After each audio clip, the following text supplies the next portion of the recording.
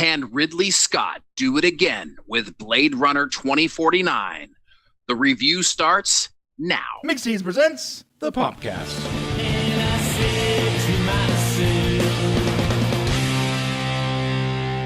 Hey, my name is Brian. That is Shane. This is the Popcast, and today we're talking about the Blade Runner 2049 movie. Just came out a couple days ago, or a few days ago, depending on when you're watching this.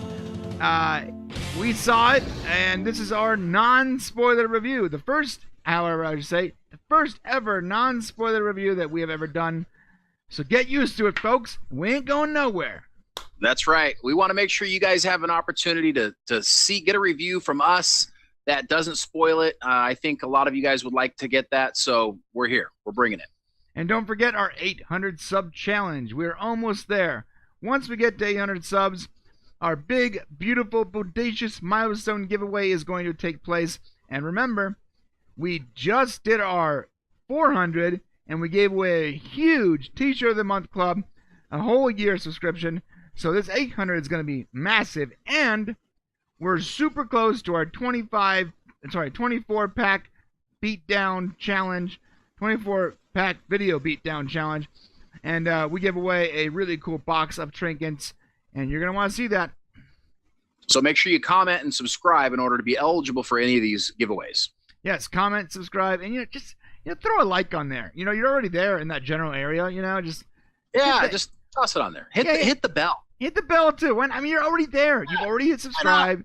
You've already commented. Might as well just hit that like real quick and the alert real quick. Give us the whole hat trick. Yeah, come on. Yeah, come on. If you want triple double, go ahead. Yeah, grand slam if you like. I don't know, maybe a Hail Mary for a touchdown. Come on. Just like sports. Just hit it. You want to hit it. Just hit it. Do what you got to do. Come on. All right, let's get into Blade Runner 2049. Yes, this is directed by Denis Villeneuve, but it is a Ridley Scott movie. Make no bones about it. Ridley Scott is an elder statesman in the movie business. He is the creator of the Alien franchise, the original Blade Runner movie. You may know him from Gladiator, but he is basically Steven Spielberg-esque, I guess would be the right word for him.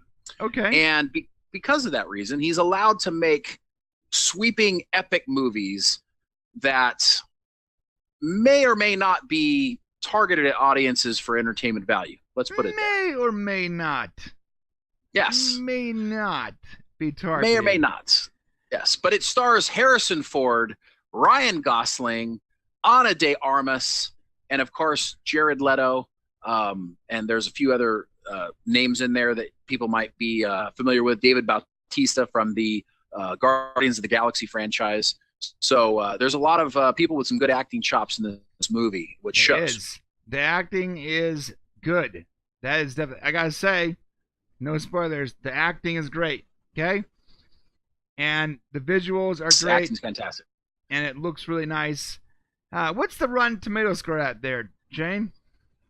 Right now, the Rotten Tomato score is running at 87%, which is pretty great score, considering It, which is the most recent, probably great movie to come out, is running right at about 83.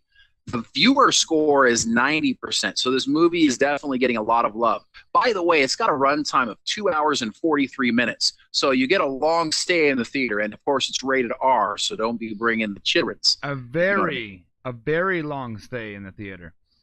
It is. Listen, those Rotten Tomato scores, those are only like 48 hours old. Remember this, that score is going to change. It's either going to go up or down. Even It premiered at a really high rating and slowly declined. Sometimes it happens. So if you're worried, if you're basing your going to see this movie on the Rotten Tomato score, give it a little bit of time. Give it a week before it settles. Because right now you're getting a lot of excited professional critics. You're getting professional critics, and you're getting people who made sure they showed up at the premiere because they are ready for Blade Runner. So I think the critic score is going to settle down right at about 83%, and I think the viewer score is probably going to settle down right at about maybe 75 to 80%. Right, and I agree with that. So remember, this is a short review because it's non-spoiler. I'm going to give my opinion of the film without spoiling it, and then Shane, I'm going to ask you what your opinion is, and then we're going to sum it up, and and that's it. So let me give you my. Yeah, well, let me give you the background real quick on what the story's about. Yeah, talk to me. Go into it. So basically, 30 years after the events of the first film, a new Blade Runner, LAPD Officer K, who's played by Ryan Gosling, long-buried secret that has the potential to plunge what's left of society into chaos. So Kay's discovery leads him on a quest to find Rick Deckard, Harrison Ford, you remember from the first movie, yep. a former LAPD Blade Runner who has been 30 years. So that's where we're going at when we come into this movie. Okay. Let me just preface this with when I watched the original Blade Runner when I was younger, to be 100% open and honest, I didn't like it or dislike it. It was more like I can understand why people like this movie, but for me, it's a little bit slow. Now I'm going to tell you what I feel about the sequel here.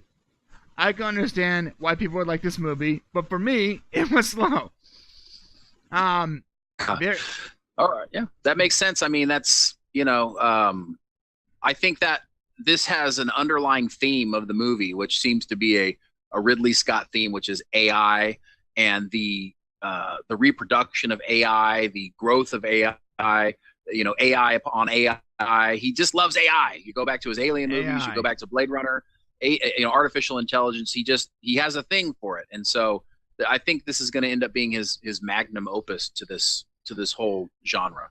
Yeah, and now it's brilliantly made. The cinematography is wonderful. The lighting is wonderful. The graphics are amazing. The acting is really, really good. For me, what fails is the pacing of the movie and the story. The first two acts are okay, but I feel like we don't get a payoff for the third act, and it bums me out a little bit. Or we do, but it's just not as as third acty as I want it to be. It's slow. Everything's slow. It's okay for me to start off slow and then pick up, but when you start off slow and like you start setting up all these potential payoffs, then they just feel like they just don't pay off very well. So the graphics are great, the acting's great. I feel like the writing is a little bit messy and slow, and that definitely shows in the storytelling a little bit. That's my opinion. Yeah, it does. And I think you have some really good points there. There are a lot of moments. This is a thinking movie. So if you're going for action and drama, there's not very much of it in this movie. This is a movie where Ridley Scott and the director wants you to think about it, and they do that a lot, showing Ryan Gosling basically looking off into the distance and long sweeping, 15-second shots of him kind of staring off, and it definitely slows down the movie. And you need to be prepared if you're going to see this movie, because the rated R is really for violence, some sexuality, and a whole lot of nudity in this movie. So just FYI on that. A lot of nudity. Yeah, it's definitely different. I don't think I've seen a movie quite like this probably since the late 80s. I'm just bummed out we didn't get to see Ryan Gosling nude, I mean, what? Well, you get to see him from a shower from above. Yeah, okay. You kind of get his shoulders, I guess. You get the Ryan Gosling shoulder in there. There's no payoff. The only guys you get to see that are naked in this movie are a couple of fat guys laying on a table. And you get to see it all. Just FYI. Yeah, so is that a spoiler? A couple stand-ins for me. Just. All right. No, you're definitely skinnier than that. That's it. I'm pretty sure the quality of our feed right now is not great, but that's what we thought, guys. Shane, you want to add anything? No, I think it's definitely a movie that everyone needs to see. It completes the series, and I think we're going to have a lot to talk about during the spoiler review. Yeah, and by the way, next time someone asks why we don't do videos on the weekends, Shane's camera quality right now is why. Oh. It's not working out well. Huh? Yeah, the audio's pretty okay, but the video quality is not great because the internet connection is it's hard to tackle on the weekends, but it's fine. I'm gonna throw some graphics on there. Look, guys, if you like the really intense slower art house style sci-fis. Imagine an art house movie with a $200 million budget. Go check out Blade Runner. If you want a little more entertainment, then maybe save your money. For me, I would not see it a second time. I'm not going to buy the Blu-ray or the DVD, but to be honest, I don't have the original Blade Runner either. So that's fair opinion. I would not. I have no desire to go and see it a second time. So that tells you something there. I feel like I got everything that I wanted from the movie from the first time. I do think that this is a great magnum opus. I think it's a movie that needs to be seen for Ridley Scott so that you can understand what his vision and point is, which you should be able to get. And, it's worth going to see once. Yeah, I agree. That's it. We'll see you guys on Monday for our Star Trek Discovery review. This is probably the shortest video we've ever made. I'm pretty sure it is, but I don't want to spoil it. I'm afraid to say anything else. I want to say so much more. I want to say more, but I'm like, I got to stop myself. And so we're keeping it short because if we don't, we're going to ruin it for you guys. And this is our first ever non-spoiler review, and we want to get it right. So listen, thank you so much for watching. Please subscribe, comment, and share. There will be a spoiler review of this movie on Wednesday of next week, okay? I'm sorry. Okay. This coming Wednesday, there will be a spoiler review. And we'll get to say whatever we want.